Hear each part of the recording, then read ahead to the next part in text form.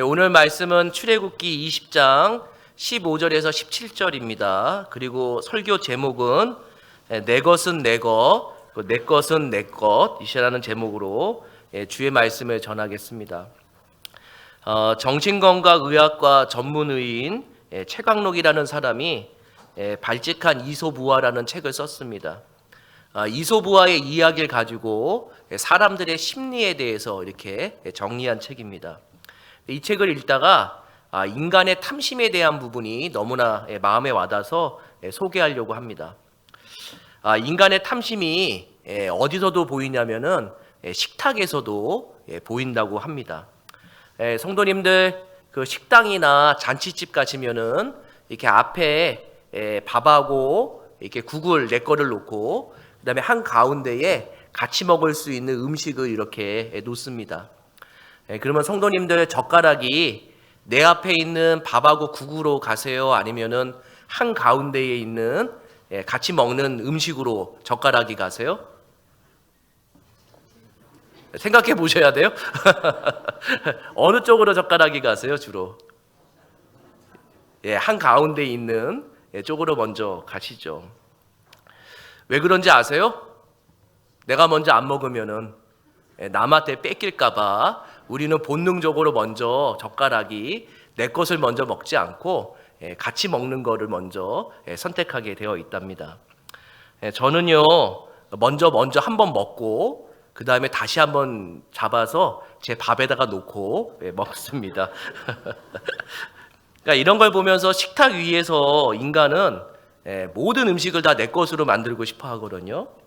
그런 걸 보면은 일상의 삶에서도 우리는 늘 탐내는 마음으로 늘 하루하루를 살아갑니다.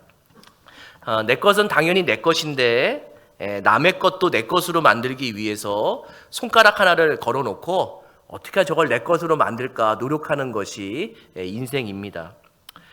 탈무드에 보면은 재물을 다루는 4가지 사람의 유형을 소개하면서 어떤 사람을 상종하면 안 될까 이렇게 소개를 합니다. 처음 사람은 내 것은 내 것, 네 것은 네 것도 잠깐만 잘못됐네요. 내 것은 내 것이고 네 것은 네 것이다 이렇게 생각하는 사람이 있는데 이 사람은 통상적인 일반적인 사람인데 남을 전혀 돕지 않는 사람이라고 합니다. 그리고 내 것은 네 것이고 네 것은 내 것이라고 생각하는 사람은 분별력이 없고 이치에 맞지 않는 사람입니다. 근데 우리는 어떤 사람처럼 살아야 되냐면은 내 것은 네 것이고 네 것은 네 것이다 라고 이렇게 신의 성품에 참여하는 경건한 사람으로 살아야 되고요. 맨 마지막 사람은 만나면 안 되는 사람입니다. 내 것은 내 것이고 네 것도 내 것이라고 하는 사람은 상종하면 안 되는 사람이라 이렇게 얘기합니다. 근데 오늘 설교 제목이 뭐냐면은 내 것은 내 것이고 네 것도 내 것입니다. 이 이야기는 안 믿는 사람한테 하는 것이 아니라 믿는 사람한테 얘기를 하는 거고 십계명도 안 믿는 사람에게 준 것이 아니라 믿는 사람에게 줬다는 데 의미가 있습니다. 적어도 네 것은 네 것이고 내 것은 내 것이라고 생각하는 사람은 적어도 남한테 피해는 주지는 않습니다. 근데 하나님은 우리에게 원하시는 삶은 내 것이 다 네 것이 될 수 있는 베푸는 삶을 살아가는 것이 하나님이 원하시는 삶입니다. 왜냐하면 하나님은 우리에게 모든 것을 주셨기 때문에 우리도 하나님의 성품을 닮아서 우리가 다른 사람을 도울 수 있는 그런 사람이 되기를 원합니다. 우리는 계속 출애굽기를 강의하고 있는데요. 오늘은 10계명의 마지막인 8에서 10계명을 설교하려고 합니다. 그리고 내년에는 마가복음을 설교할 예정입니다. 6에서 10계명을 보면은 이렇게 설명할 수 있습니다. 내 이웃을 살인하지 말라. 이거는 사람의 생명을 해하지 말라. 이렇게 할 수 있고요. 7계명은 내 이웃을 간음하지 말라. 이거는 사람의 가정을 해하지 말라. 이렇게 설명할 수 있고 오늘 8계명에서 10계명까지 하는데 내 이웃을 도둑질하지 말라는 사람의 자유나 인권을 탐하지 말라로 우리가 이해해야 되고 내 이웃에 대하여 거짓 증거하지 말라는 사람의 명예를 탐하지 말라. 그리고 내 이웃의 집을 탐내지 말라는 사람의 소유를 탐하지 말아라. 우리는 이렇게 이해할 수 있습니다.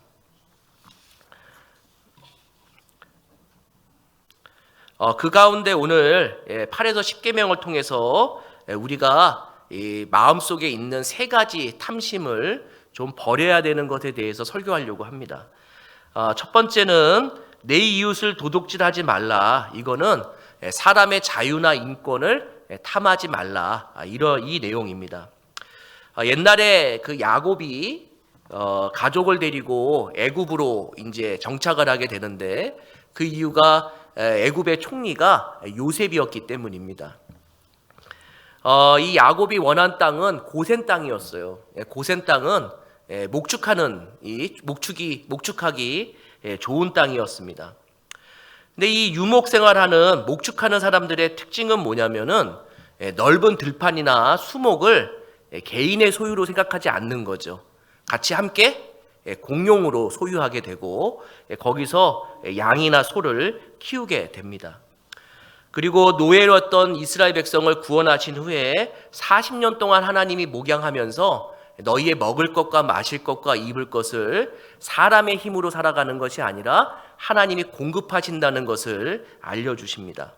근데 문제는 어디서부터 시작되냐면은 가나안 땅에 정착하면서부터 시작이 됩니다. 하나님의 은혜로 이스라엘 백성이 가나안 땅에 정착하는데요, 목축도 하지만 어떤 것도 하기 시작할까요? 농사도 짓기 시작합니다. 농사를 지으면서 자연스럽게 뭐가 필요하냐면은 노동력이 더 많이 필요하게 되고 이 노동력이 곧 재산이 됩니다.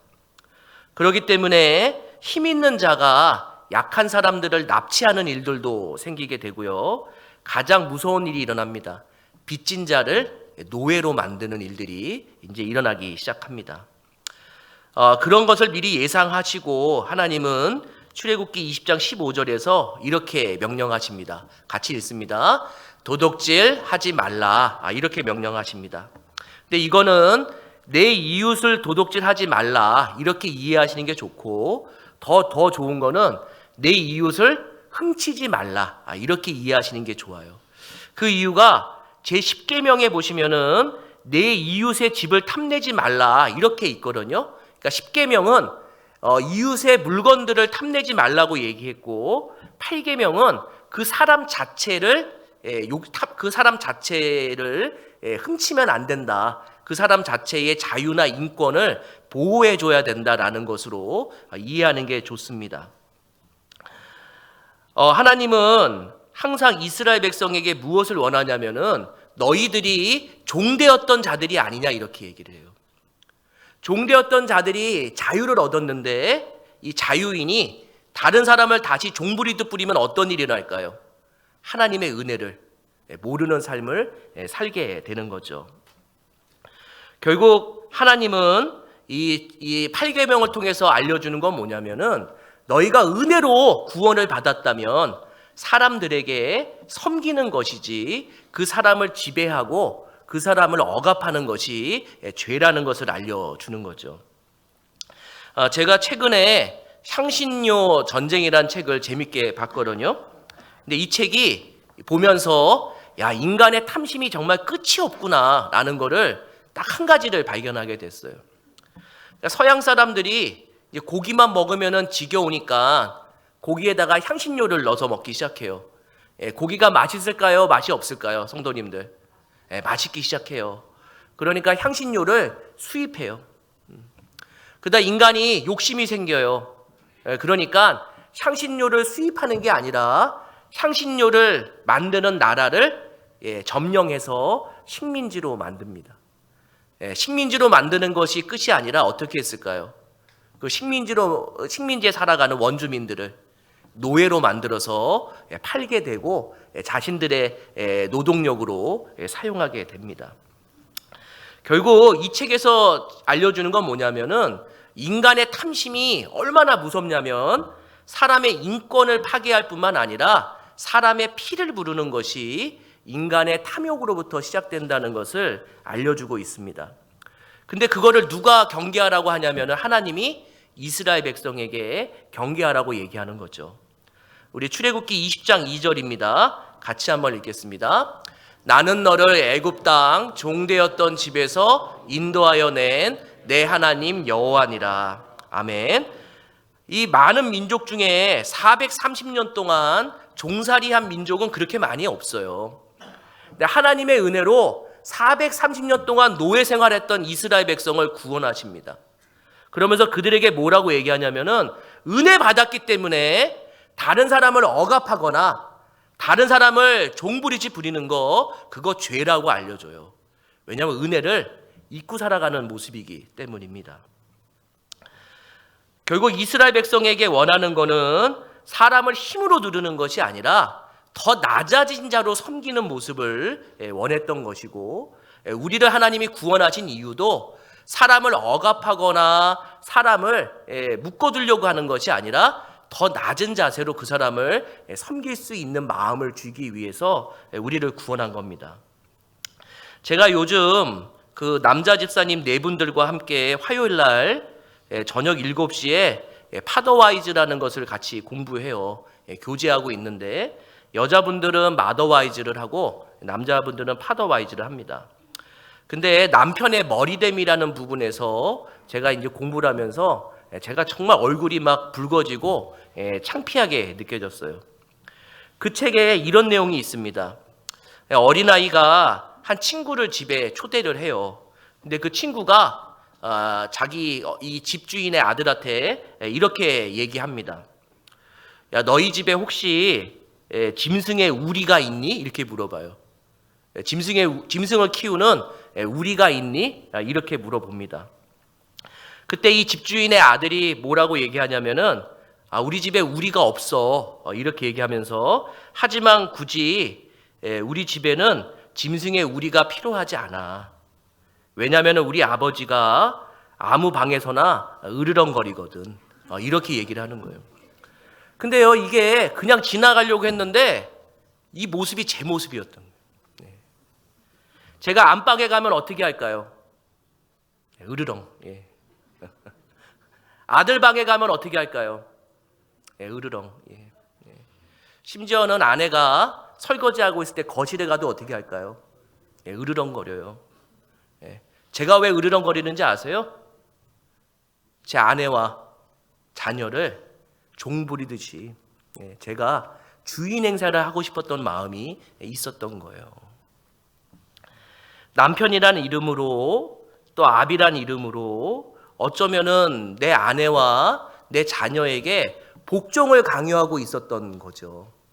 근데 이 말씀 보면서 제가 죄인이라는 걸 깨달은 게 저도 예수를 믿어서 구원받은 사람이고 제 아내도 예수를 믿어서 구원받은 사람이고 저희 자녀들도 예수를 믿어서 구원받은 사람인데 구원받은 사람이 구원받은 사람에게 종부리짓 한다는 것에 대해서 너무나 죄스럽고 은혜를 잊고 살아가는 사람이라는 것을 깨닫게 됐습니다. 성도님들 한번 잘 생각해 보세요. 나한테 가장 가까운 이웃이 누구일까요? 저하고 가장 가까운 이웃. 한 이불을 덮는 남편과 아내예요. 그 다음에 더 가까운 이웃은 누굴까요? 자녀예요, 자녀. 그 다음에 가까운 이웃은 누굴까요? 교회 공동체예요. 근데 우리가 가만히 생각해 보면은 특히 남편분들, 저도 그렇지만 어떻게 하면은 내 말을 잘 듣게 할 것인가라고 늘 남편의 이름으로 내 손에 아내를 쥐고 살려고 한 것은 아닌지 반성하셔야 돼요.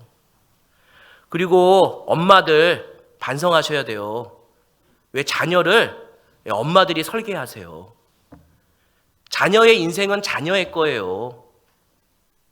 자녀가 꼭 이렇게 커주길 원하는 건 신자답게 커주길 원하는 건 맞는데 꼭 이렇게 대학을 가기를 원하면서 설계하는 거 그거 죄예요.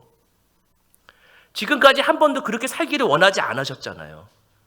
근데 부모가 되면서 왜 우리가 제일 싫어하는 모습을 또 그렇게 본받아 살고 있는지 정말 모르겠습니다. 교회 생활도 마찬가지입니다. 구원받은 자들의 모임입니다. 맞죠? 우리 모두 다 구원받은 사람이에요. 그런데요, 봉사하거나 헌신하는 것을 마치 종 부리듯이 해요. 근데 종 부리듯 하면 안 되죠.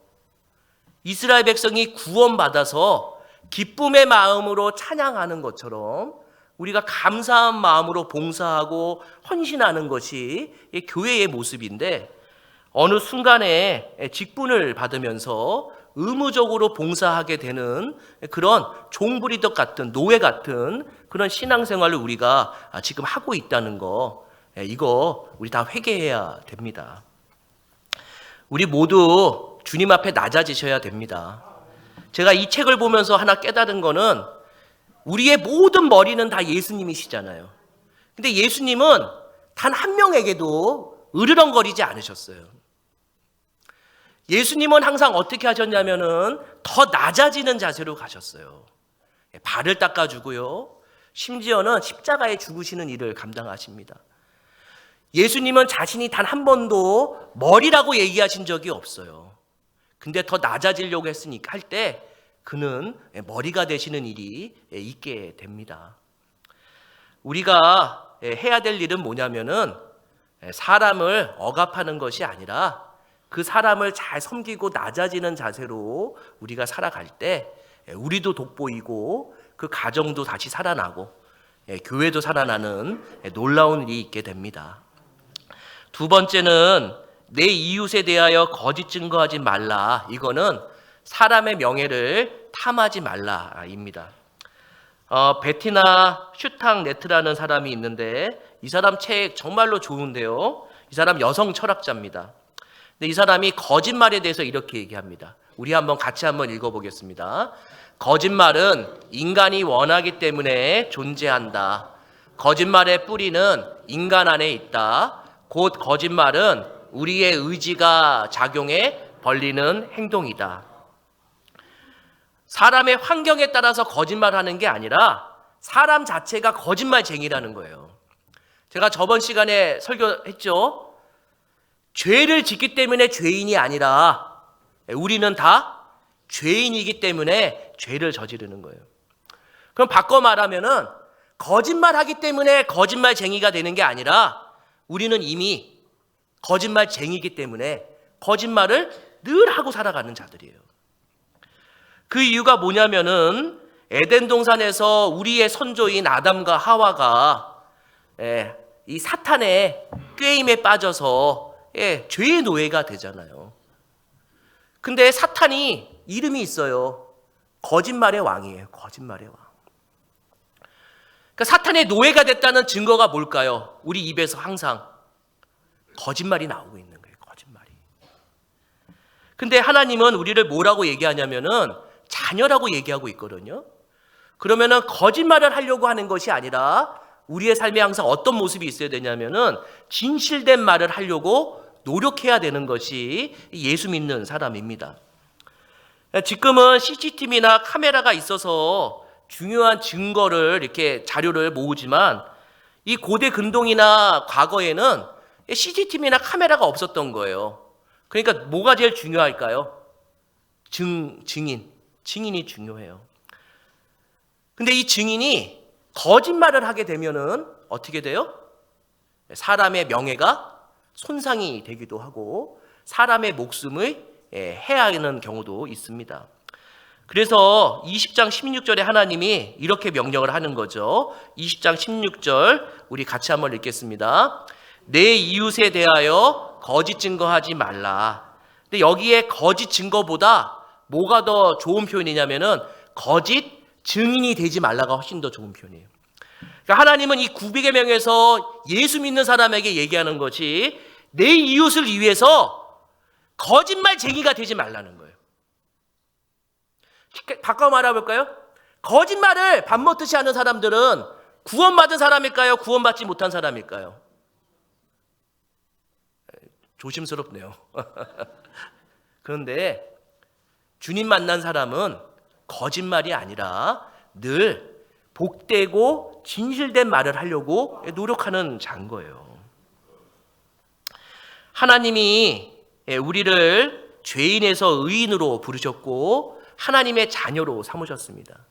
그러니까 하나님은 전능하신데도 불구하고 하지 못하는 게 있어요. 그 뭐가 있는지 아세요? 거짓말을 못하세요. 우리 히브리서 6장 18절입니다. 같이 한번 읽습니다. 이는 하나님이 거짓말을 하실 수 없는 이 두 가지 변하지 못할 사실로 말미암아 앞에 있는 소망을 얻으려고 피난처를 찾은 우리에게 큰 안위를 받게 하려 하심이라. 아멘. 거기 보시면 하나님이 뭘 할 수 없다고 얘기를 해요? 거짓말을 할 수 없다. 근데 하나님은 전능하신 분인데 거짓말을 할 수 없다고 하면은 하나님이 전능한 분이 아니신 거잖아요. 이거를 이렇게 이해하시는 게 좋아요. 하지만 하나님은 거짓말을 하실 수 없는 게 아니라 하나님은 거짓말을 하지 않는 분이에요. 왜냐하면 그는 선하시기 때문에, 그에게는 조금이라도 그림자가 없는 분이기 때문에 하나님은 절대로 거짓말을 하지 않는 분인 거죠. 그러면 하나님의 자녀라고 불리는 우리는 어떻게 해야 될까요? 거짓말을 하지 않으려고 노력하는 자, 이것이 예수 믿는 사람입니다. 이 거짓이란 말은 순 우리말로 어디서 왔냐면은 가죽에서 왔어요. 거죽. 이 가죽 안에 뭔가를 집어넣고 이렇게 감싸면은 안에 뭐가 있는지를 모르잖아요. 그래서 이 가죽에서 거짓말이라는 말이 나온 거예요. 결국은 좋지 않은 것을 포장해서 좋은 것처럼 말하는 것이 거짓말이고요. 이 거짓말은 반드시 대가를 치르게 되어 있습니다. 금주 일주일에 어떤 일이 있었냐면은 전라도 광주에서 일어났는데, 이거 다 아시죠? 도서관이 무너졌어요. 근데 만일 다 완공된 다음에 무너졌다면은 수백 명이 아마 죽었을 거예요.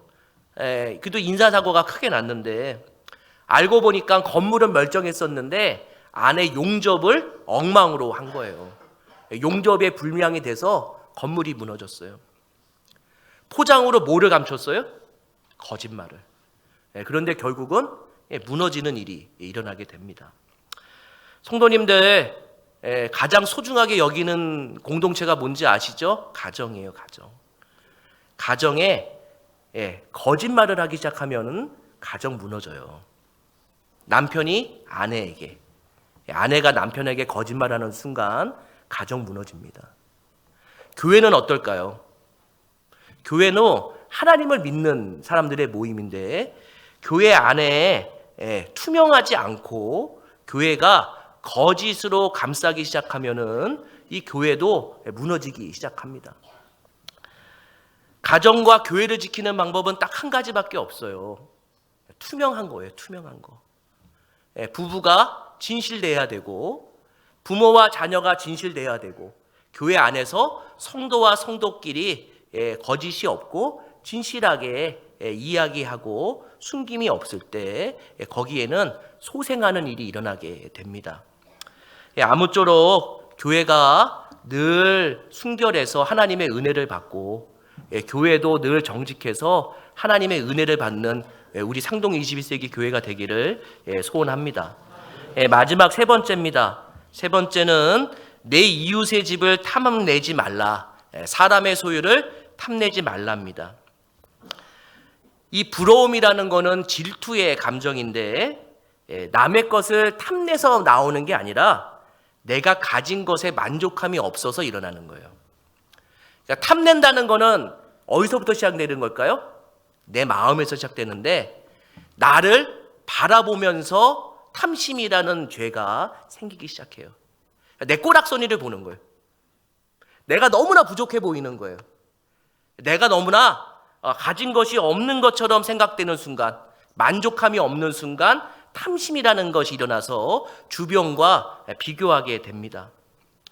근데 하나님은 늘 성경에서 이렇게 얘기합니다. 탐심은 마음에 갖는 것이 아니라 물리치는 일이라고 늘 얘기하는 겁니다. 우리 출애굽기 20장 17절입니다. 같이 한번 읽겠습니다. 내 이웃의 집을 탐내지 말라. 내 이웃의 아내나 그의 남종이나 그의 여종이나 그의 소나 그의 낙이나 물은 내 이웃의 소유를 탐내지 말라. 아멘. 거기 탐내지 말라는 단어가 참 이게 그 의미심장한 말씀인 단어인데, 이 탐내지라는 단어와 창세기 3장 6절에 탐스럽다라는 단어하고 똑같아요. 자, 창세기 3장 6절 같이 한번 읽겠습니다.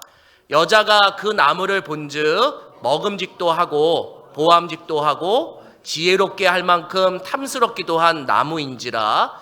여자가 그 열매를 따먹고 자기와 함께 있는 남편에게도 주매 그도 먹은지라. 여기에 보시면 탐스럽게 한다는 말이 탐낸다는 단어하고 똑같아요. 근데 이 단어의 의미는 뭐냐면은 정상적인 방법으로는 가질 수 없는 거예요. 그러니까 정상적인 생각을 한다면, 내가 정상인이라면 절대로 가질 수 없는 걸 얘기를 해요. 쉽게 말해볼까요? 남의 남편 멋있어 보이잖아요, 맞죠?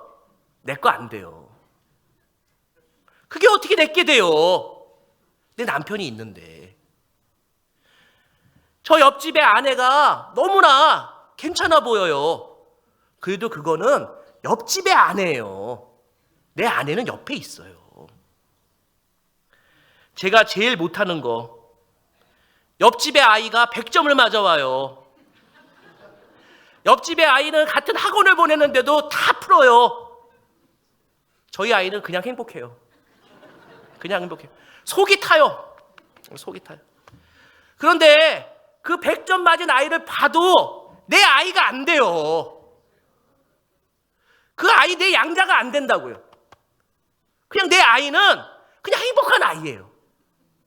받아들이셔야죠. 받아들여야죠. 내가 조그만 집에 샀는데 옆에 있는 사람이 50평 살아요. 그 내 집 안 돼요.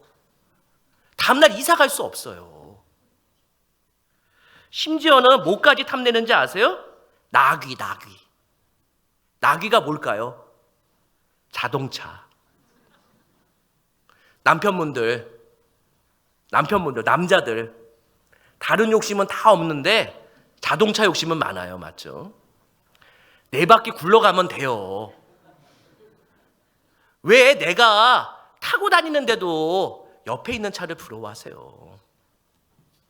그거 다 내 거 될 수가 없는 거예요. 근데 20장 17절을 보면은 이게 순서가 이렇게 되어 있어요. 아내, 남종, 여종, 소, 나귀. 가장 비싼 거부터, 가치 있는 거부터. 처음에는 뭐가 제일 부러워요? 가장 비싸고 가치 있는 거를 가장 좋아하다가 나중에는 뭐까지 부러워하는지 아세요? 하찮은 것들, 아주 사소한 것까지도 부러워하는 마음이 생깁니다. 근데 이 부러움이란 마음, 탐심이란 마음은 나중에 뭐가 되면 마음에 분노가 나요. 분노가. 왜 분노가 날까요? 내게 안 되거든요. 그냥 나만 타 죽는 거예요. 나만. 그래서 하나님은 이 마지막 10계명의 끝에 탐하지 말라는 것이 뭐냐면은 그 모든 죄의 시작이 다 어디서부터 될까요? 탐심에서. 바꿔 말하면은 만족함이 없는 삶에서. 근데 우리 다 예수 믿으시잖아요. 하나님이 가장 귀한 걸 주셨잖아요. 뭘 주셨어요? 예수를 주셨잖아요. 예수 하나면 되죠. 뭐가 이렇게 부러우세요? 내가 마음에 부러운 이유가 있는 건 뭔지 아세요? 예수 가지고 만족이 안 된다는 거예요. 성경대로 살지 않으시는 거예요. 하나님은 예수 하나면 된다고 얘기했는데 우리는 예수도 필요하고 다른 것도 필요하다고 자꾸만 얘기하는 거예요.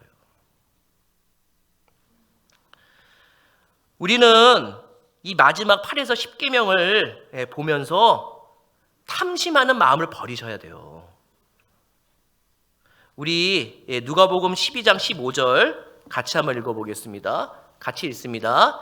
그들에게 이르시되 삼가 모든 탐심을 물리치라. 사람의 생명이 그 소유에 넉넉한 데 있지 아니하리라 하시고. 우리는요 넉넉하면은 탐심이 없을 거라고 생각해요. 아니에요. 넉넉하면은요 더 탐심이 생겨요.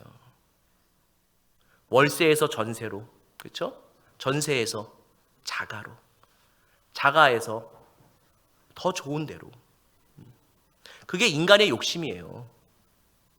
걷다가 자동차 타는 거 그것이 인생의 욕심이에요.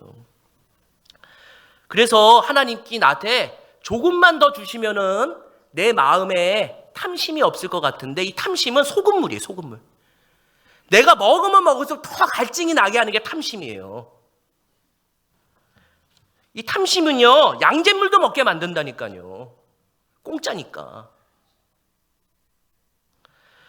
그런데 예수님이 이렇게 얘기해요.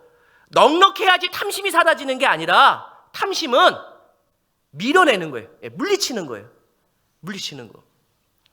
근데 물리치는 방법이 뭐밖에 없는지 아세요? 주시는 거예요. 주시는 거. 주시는 거예요. 내가 얻으려고 하는 게 아니라 주시는 거예요. 성도님들, 우리 모두 다 예수 믿는 사람입니다. 예수 믿는데 뭔가 얻으려고만 예배드리고 뭔가 얻으려고만 신앙생활하는 거, 그거 가짜예요. 그거 예수 잘못 믿는 거예요. 왠지 아세요? 이 기독교는 받으면서 시작된 게 아니라 주면서 시작된 거예요. 주면서. 왜 그럴까요? 성부 하나님이 우리를 위해서 예수를 주면서 시작된 종교라고요. 그러니까 받는 거에 익숙하시면 안 되고 주는 데 익숙해야 되는 종교예요. 많이 부족하시죠? 필요하시죠? 맞죠? 저도 필요해요. 통장. 스치고 지나가요, 저도. 똑같아요. 그러니까 우리가 계속 하나님께 필요를 위해서 기도하잖아요. 왜 구하세요, 왜? 내 필요를 왜 구하세요? 다른 사람한테 나눠주려고 필요한 거잖아요. 나만 잘 먹고 살려고 그러는 게 아니라 다른 사람에게 예수의 정신 때문에 나눠주려고 내가 필요한 거를 기도하는 거지. 내가 잘 먹고 잘 살려고 기도하는 거는 그거 기복이에요. 그거 죽는 거예요, 죽는 거. 조금씩 비워야지 하나님이 채워주시잖아요. 한 번도 안 비우셔요. 조금이라도 비워야지 하나님이 거기다 채워주시는데 우리는 비우는 데는 인색해요. 늘 채우기만 해요, 채우기만. 그러니까 더 이상 들어갈 데가 없는 거예요. 하나님이 주고 싶어도 빈 공간이 없어요. 그런데도 달라고 하니까 하나님이 더 못 주시는 거예요. 성탄절은요, 주는 거예요, 주는 거. 우리 이만큼 살면 되셨잖아요. 부천의 상동에 사시면 되셨잖아요. 아니세요? 예? 인천의 부평구에 사시면 되셨잖아요. 우리는 하나님의 은혜로 이만큼 이제 누리게 됐어요. 이제는 누리는 게 아니라 조금이라도 이제는 나누는 삶을 사셔야 돼요. 왜 천국에 짊어가지도 않으실 것을 왜 계속 쌓아두세요? 우리가 가지고 있는 거 다 천국에 못 가져가요. 성경에 그렇게 쓰여 있잖아요. 부활할 때 우리가 가지고 있는 재물 하나도 못 가져가요. 그럼 이 땅에서 하실 일이 뭐예요? 없을 때는 기도하시고 있을 때는 나누시는 것. 이것이 예수 믿는 삶이에요. 우리 마지막으로 누가복음 15장 31절입니다. 예, 같이 한번 읽습니다. 아버지가 이르되 너는 항상 나와 함께 있으니 내 것이 다 네 것이로되. 아멘. 이거 어디서 나오는지 아시죠? 탕자의 비유에 나와요, 이야기. 잃어버린 아들의 비유라고 하면 안 되고 못된 아들의 이야기예요. 못된 아들의 이야기. 아들이 다 망하고 둘째 아들이 왔어요. 근데 아버지는 너무나 기쁜데 첫 번째 아들은 너무나 싫어해요. 왜 싫어할까요? 첫 번째 아들이 또 유산을 나눌까 봐. 또 유산을 나눌까 봐 너무나 막 싫어하는 거예요. 근데요, 그 아버지가 이렇게 얘기해요. 내가 너와 항상 함께 있으니까 내 것이 다 네 것이 아니냐, 이렇게 얘기해요. 예수 믿는 사람의 특권이 있어요. 하나님을 아버지라고 불러요. 예. 하늘에 떠 있는 태양 누구 거예요? 내 거예요, 내 거. 아니에요? 내 거예요. 예, 하늘에 떠 있는 별 누구 거예요? 예, 내 거예요. 예. 아니 해와 달과 별이 내 것이면 됐지. 뭐가 더 필요하세요? 하나님을 아버지라고 믿으니까 기도하시잖아요. 그래서 아버지가 주시잖아요. 이제는 하나님 아버지를 다른 사람이 믿을 수 있도록 주님이 주신 것을 일부분을 나누세요. 다른 날 말고 요 12월 말 요때만큼이라도 예수의 정신을 조금이라도 우리가 본받아서 살아갈 때 교회도 건강해지고 우리 자신도 건강한 신앙생활을 할 수 있을 거라 믿습니다. 우리 같이 기도하겠습니다.